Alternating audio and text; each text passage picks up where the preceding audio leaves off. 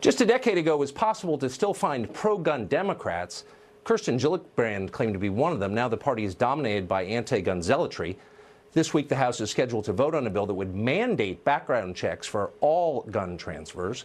Excuse me, loan your gun to a nephew, sell one to your best friend. It could be a crime if this bill passes. Ryan Cleckner is a firearms attorney and a columnist at The Federalist, and he joins us tonight.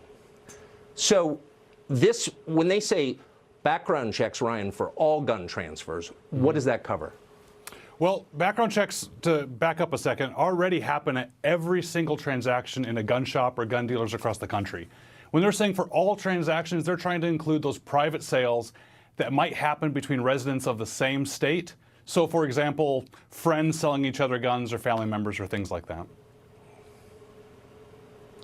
So that would basically ban, if I'm hunting with a friend or am at a gun range, I need the government's permission before any transfer takes place at all. That's a good question. Is there any evidence? Yeah. They actually put an exemption in the bill for that. So whenever I hear about universal background checks, my immediate comebacks are, what about what you just brought up? Or what about somebody who might be suicidal and asks a friend to take their guns from them? Those are all the things that typically come up, and they came out with exemptions in this bill. But the problem I have with the bill is that it is entirely too burdensome on gun dealers, on individuals. I think it's the federal government sticking its nose in what might be a states' rights or state business issue. I think it's a big problem despite the family member issue. Is there any evidence that this would prevent mass shootings? I mean, have we seen a spate of mass shootings where people avoided background checks? I mean, I don't think this is, from what I can tell, a driving factor in mass killings, is it? You're absolutely right. Matter of fact, so currently the federal law says that any interstate between two states transfer of guns has to go through a gun dealer, and any sale through a gun dealer does the background checks. Well, we have almost half the states in our country. 20 states have extra restrictions that already require universal background checks in that state. And some of those states have already had the mass shootings. Like Connecticut, for example, has universal background checks in the state of Connecticut, did nothing to stop Newtown. I went through and looked at the 12 biggest mass shootings that we've had since the federal background check system went into place, and not a single one of the 12 would have been prevented. We're talking Parkland, we're talking Newtown, we're talking San Bernardino, Fort Hood, the Orlando nightclub shooting, Aurora movie theaters, Las Vegas, every single one of these cases, the shooter, the murderer, the person that's to blame, bought the gun from a gun store and passed a background check, or in only a couple of those 12, they had somebody else buy the gun for them to completely circumvent the process, which means they would have done nothing to stop these past 12 that we had.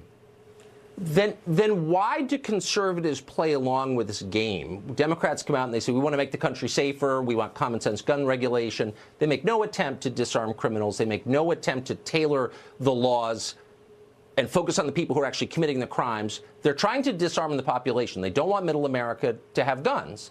Why don't we just say that out loud?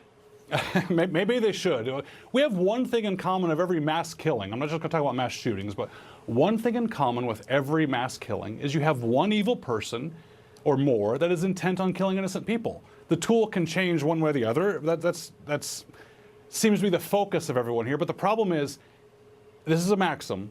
Every single call for gun control is also an admission that gun control doesn't work. Because every time we try and add new gun law, we have to ignore the fact that all the gun laws and all the laws that are already broken didn't stop the person. Murder didn't stop the person. Having a gun on a school zone didn't stop the person. Stealing a gun didn't stop the person. So by asking for something more, you have to admit that gun laws don't work.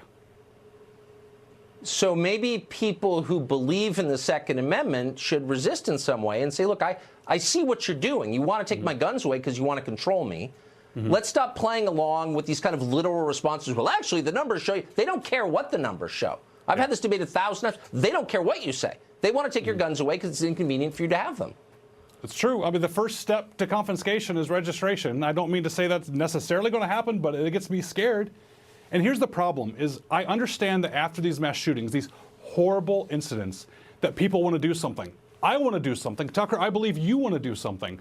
But banning guns isn't going to work. And I think we have a problem that we need to address. I mean, you and I and people on our side of the aisle here, is that just saying that new gun laws won't work it's right, new gun laws won't work, but not offering an alternative or a solution that will might be part of the problem. I mean, a little over a year ago, some of my special operations veterans and I, we made Mayday Safety, which is technology and smartphones and dashboards and systems so that schools and churches can communicate and track where people are, and first responders can get help where it's needed. That's something that's a proactive solution. So I encourage the gun community not only to resist, not only to fight back, not only to say that new gun laws won't work, but don't stop the sentence there. Say new gun laws won't work.